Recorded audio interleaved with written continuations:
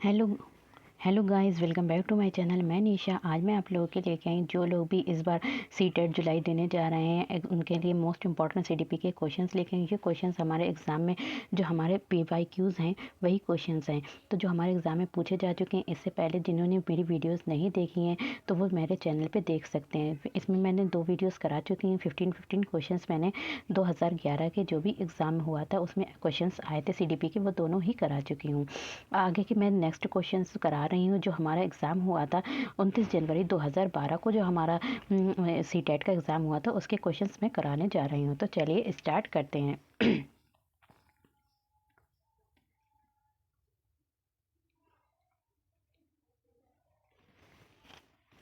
देखिए question number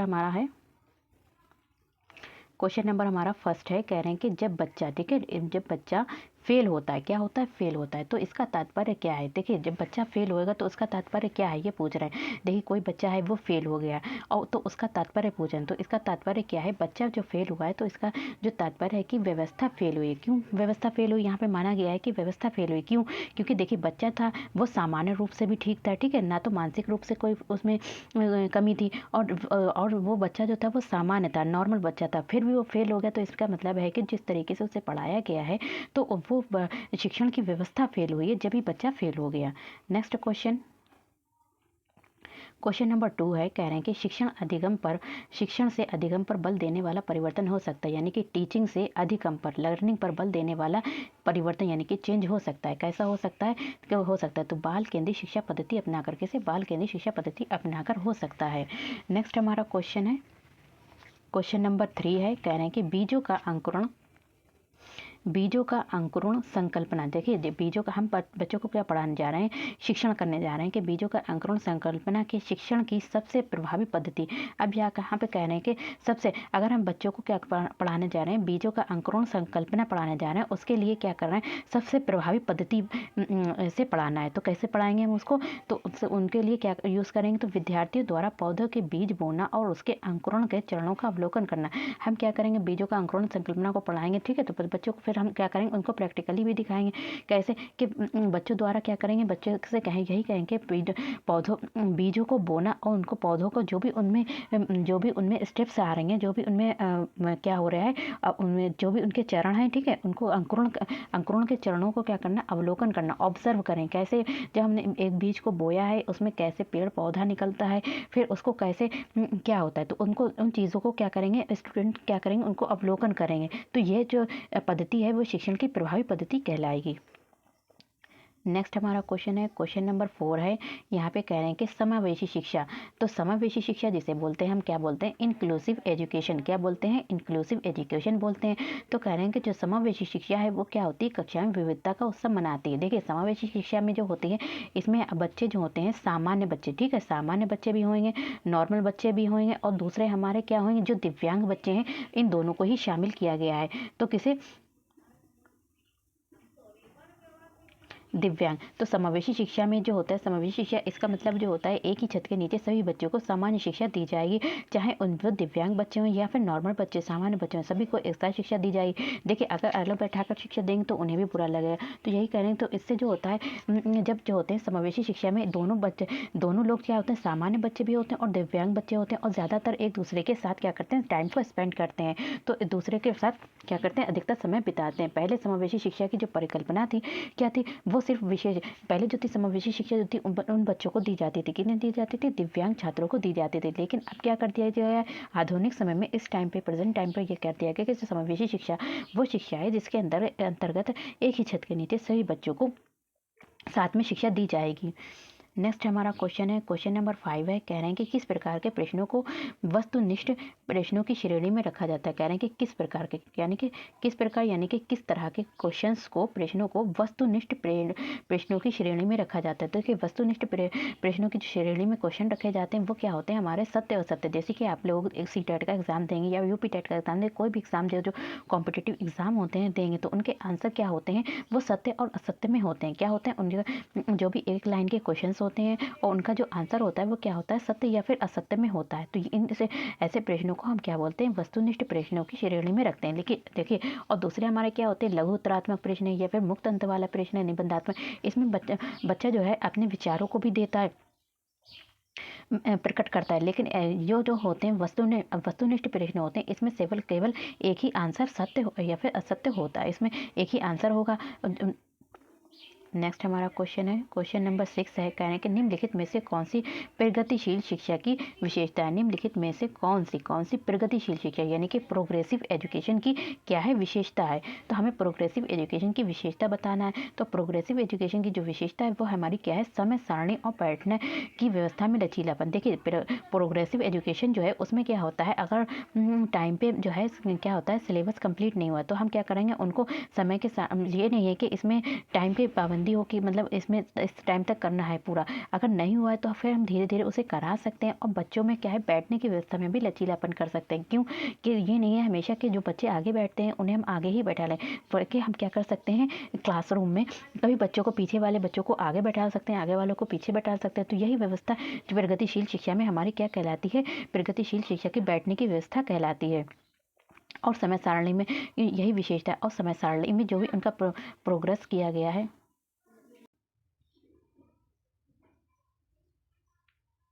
next हमारा question है, क्वेश्चन नंबर 7 है। यहाँ पे कह रहे हैं, क्वेश्चन नंबर 7 है हमारा, बता रहे हैं कि एक शिक्षक प्रश्न पत्र बनाने के बाद एक टीचर, देखिए आप भी टीचर हैं, कहीं भी अगर प्राइवेट भी जॉब कर रहे हैं या फिर कोई भी कर रहे हैं, तो क्या करें, प्रश्न पत्र बनाने के बाद ये जांच करता है, क्या क्या जांच करता है, या फिर आप गवर्नमेंट जॉब कर रहे हैं तो क्या है, एक शिक्षक प्रश्न पत्र यानी कि क्वेश्चन पेपर बनाने के बाद ये जाँच करता है कि क्या प्रश्न परीक्षण के विशिष्ट उद्देश्यों की परीक्षा ले रहे हैं। देखिए, उसने क्वेश्चन पेपर बनाया, ठीक है, पहले पे तो उसने देखिए यहाँ पे टीचर ने क्या बनाया, क्वेश्चन पेपर बना लिया, क्या बना लिया, क्वेश्चन पेपर तैयार कर लिया। अब वो ये सोच रहा है कि जो भी प्रश्न परीक्षण के विशिष्ट उद्देश्यों की परीक्षा ले रहे हैं या नहीं ले रहे हैं, तो वो इस बारे में क्या है, चिंतित है। तो वो मुख्य रूप से प्रश्न पत्र के या फिर डैश के बारे में चिंतित है। किसके बारे में चिंतित है, संपूर्ण विषय वस्तु को शामिल करने के बारे में चिंतित है। क्या हमने सभी जो भी हमारा सिलेबस था उसको हमने सभी को क्या था, सभी को संपूर्ण तरीके से ले लिया है, उस सभी चीज़ों से हम क्वेश्चंस ले रहे हैं, पूछ रहे हैं, पुटअप कर रहे हैं या नहीं कर रहे हैं। तो इस बारे में वो क्या है, चिंतित है। नेक्स्ट हमारा क्वेश्चन है, क्वेश्चन नंबर 8 है। यहाँ पे कह रहे हैं कि विवेचनात्मक शिक्षा शास्त्र का ये दृढ़ विश्वास है कि क्या है, विवेचनात्मक शिक्षा शास्त्र का ये दृढ़ विश्वास है कि शिक्षार्थी के, तो इनका जो आंसर है क्या है, वो शिक्षार्थी के अनुभव और प्रत्यक्ष लाभ महत्वपूर्ण होते हैं। किसका, क्यों महत्वपूर्ण होते हैं, जो विवेचनात्मक शिक्षा शास्त्र है वो ये मानता है कि जो शिक्षार्थी के अनुभव होते हैं, एक्सपीरियंस होते हैं, और प्रत्यक्ष महत्वपूर्ण होते हैं। अनुभव और प्रत्यक्ष जो होते हैं वो क्या होते हैं, महत्वपूर्ण होते हैं। प्रत्यक्ष यहाँ पे लाभ आएगा, ठीक है, प्रत्यक्ष लाभ क्या होते हैं, शिक्षार्थियों के अनुभव और प्रत्यक्ष लाभ क्या होते हैं, महत्वपूर्ण होते हैं। क्यों होते हैं, क्योंकि इसमें जो होता है, कह रहे हैं कि बच्चा जो है जब स्वयं क्रियाकलाप करके सीखता है, ठीक है, बच्चा ज़्यादातर क्या करे, स्वयं क्रियाकलाप करके, कोई भी चीज़ सीख रहा है तो खुद ही स्वयं क्रियाकलाप करके सीखे, चिंतन करे, ठीक है। तो दूसरा क्या है, इसमें क्या है, चिंतन करे, तर्क करे, अपने अनुभवों को इस प्रकार से संगठित एवं समंजन करे ताकि प्रत्यक्ष लाभ हो सके। नेक्स्ट हमारा क्वेश्चन है, क्वेश्चन नंबर 9 है। यहाँ पे कह रहे हैं कि विद्यालय आधारित आंकलन मुख्य रूप से किस सिद्धांत पर आधारित होता है। तो विद्यालय आधारित आंकलन, जो विद्यालय आधारित आंकलन जो है वो मुख्य रूप से किस सिद्धांत पर आधारित होता है। तो देखिए, विद्यालय आधारित आंकलन क्या है, विद्यालय में जो आंकलन किया जाता है बच्चों का, तो विद्यालय आधारित आंकलन मुख्य रूप से किस सिद्धांत पर आधारित होता है। तो वो किस सिद्धांत पर होता है, बाहरी परीक्षकों की अपेक्षा शिक्षक अपने शिक्षार्थियों की क्षमताओं को बेहतर जानते हैं, ठीक है, वो तो जानते ही हैं। क्योंकि देखिए, एक क्लासरूम में एक स्कूल वाले टीचर हैं और वो बच्चे का क्या कर रहे हैं, बच्चे का आंकलन कर रहे हैं, तो वो अच्छे तरीके से अपने बच्चे को जानते हैं। अगर बाहरी कोई आ जाएगा और वो तो किसी को नहीं जानता, सभी, उसके लिए तो सारे स्टूडेंट्स एक से हैं। पर अब हम क्या जानते हैं कि वो कौन सा वीक है पढ़ाई में, कौन सा कैसा है, कौन सा अच्छा है स्टडी में। तो ये विद्यालय में जो टीचर होते हैं वो अच्छे तरीके से जानते हैं। तो विद्यालय आधारित आंकलन मुख्य रूप से किस सिद्धांत पर आधारित होता है, तो बाहरी परीक्षकों की अपेक्षा शिक्षक अपने शिक्षार्थियों को, टीचर अपने बच्चों की क्षमताओं को बेहतर तरीके से जानते हैं। जब देखिए टीचर जब अपने बच्चों की क्षमताओं को बेहतर तरीके से जानते हैं तो क्या करते हैं, उनमें सुधार भी करते हैं, ठीक है। जब सुधार करते हैं और जिससे और अच्छे तरीके से समझाने का प्रयास भी करते हैं। नेक्स्ट हमारा क्वेश्चन है, क्वेश्चन नंबर 10 है।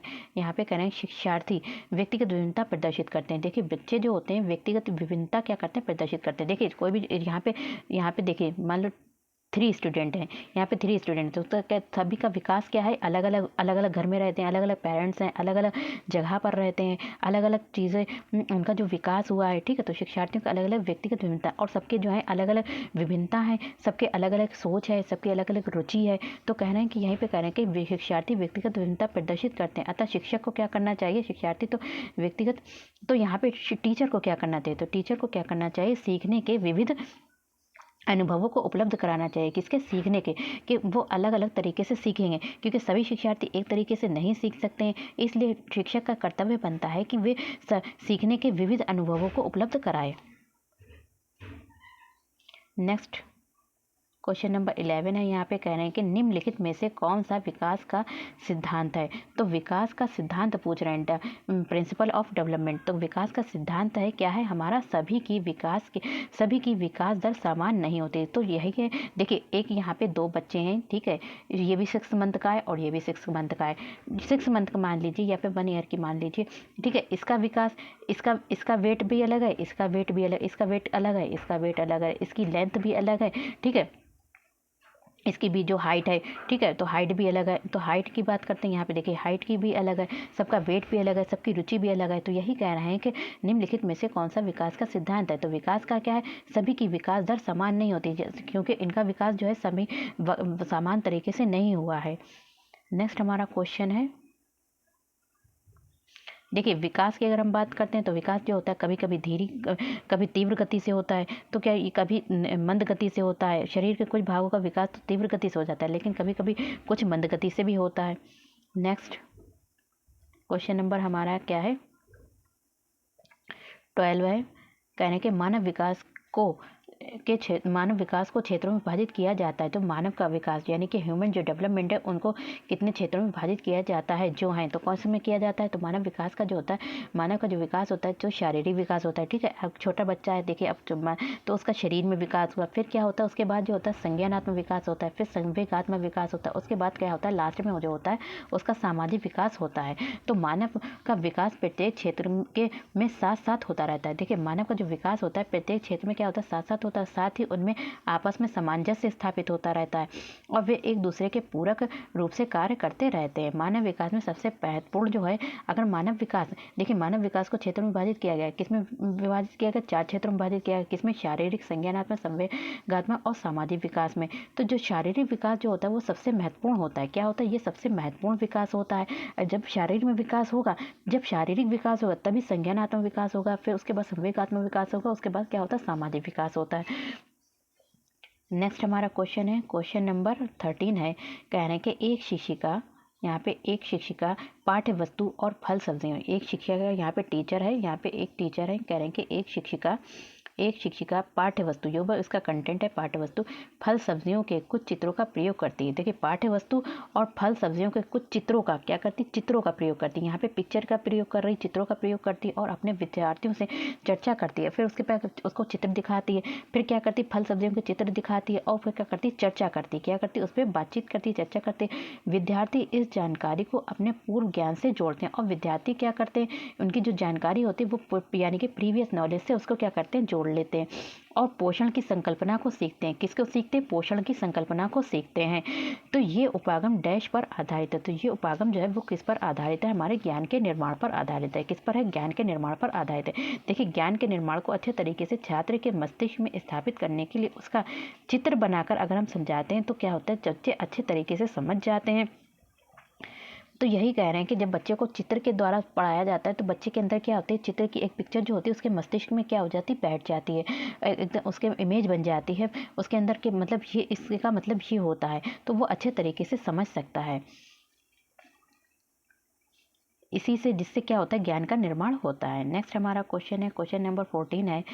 यहाँ पे कह रहे हैं कि जब बच्चे की दादी उसे उसकी माँ की गोद से लेती है। देखिए बच्चे की दादी है, यहाँ पे क्या है, बच्चा है छोटा, उसकी दादी क्या करती है, उसकी माँ की गोद से लेती है। तो बच्चा क्या होता है, तुरंत क्या होता है, रोने लगता है। तो बच्चा डैश के कारण रोता है। तो बच्चा किस कारण रोता है, कह रहे हैं कि बच्चा तो अपनी माँ के पास है, वो नहीं रो रहा है। जब उसकी दादी ने उसको उसकी गोद से ले लिया तो वो क्या हो गया, तुरंत रोने लगा। तो बच्चा किसके कारण रोता है, तो बच्चा जो होता है वो संवेगात्मक दुश्चिंता के कारण रोता है। किसके कारण रोता है, बच्चा संवेगात्मक दुश्चिंता के कारण क्या होता है, रोता है। नेक्स्ट हमारा क्वेश्चन है, क्वेश्चन नंबर 5।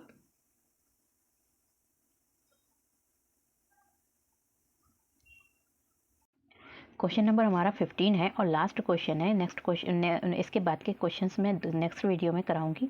तो इसमें क्वेश्चन नंबर 15 है कि कहना है कि शिक्षा के संदर्भ में सामाजिकरण से क्या तात्पर्य। तो शिक्षा के संदर्भ में सामाजिकरण से क्या तात्पर्य है, तो सामाजिकरण से क्या तात्पर्य होता है, सामाजिक वातावरण में अनुकूल और समायोजन। देखिए शिक्षा के संदर्भ में, अगर शिक्षा के संदर्भ में बात करें तो सामाजिकरण होता है। तो इससे क्या होता है, सामाजिक वातावरण। देखिए जो भी हमारा सोशलाइजेशन है, जो समाज है, सोसाइटी है, उसमें उसका जो एनवायरनमेंट है, उसके साथ हमें क्या करते हैं, हम उसके साथ, अगर शिक्षा हमारे अंदर है तो हम क्या होंगे, उसके साथ अनुकूल हो जाएंगे और समायोजन हमारे अंदर आ जाएगा। तो शिक्षा सामाजिकरण की प्रक्रिया को क्या करती है, जो शिक्षा होती है वो सामाजिकरण की प्रक्रिया को क्या बनाती है, सरल बनाती है। क्योंकि शिक्षा के माध्यम से मनुष्य में क्या होता है, शिक्षा के माध्यम से ही मनुष्य में सामाजिक मूल्यों, आदर्शों, व्यवहारों आदि को सीखता है। बच्चा क्या शिक्षा के माध्यम से क्या सीखता है, सामाजिक मूल्यों को सीखता है, आदर्शों को सीखता है, व्यवहारों को सीखता है और अपने आप को अपने उसके अनुरूप क्या करता है, बनाने का प्रयास करता है। तो किसके कारण करता है, शिक्षा के कारण ही करता है ये सब। तो वीडियो पसंद आए तो like share subscribe my channel. Thank you, have a nice day. मिलते हैं नेक्स्ट वीडियो में।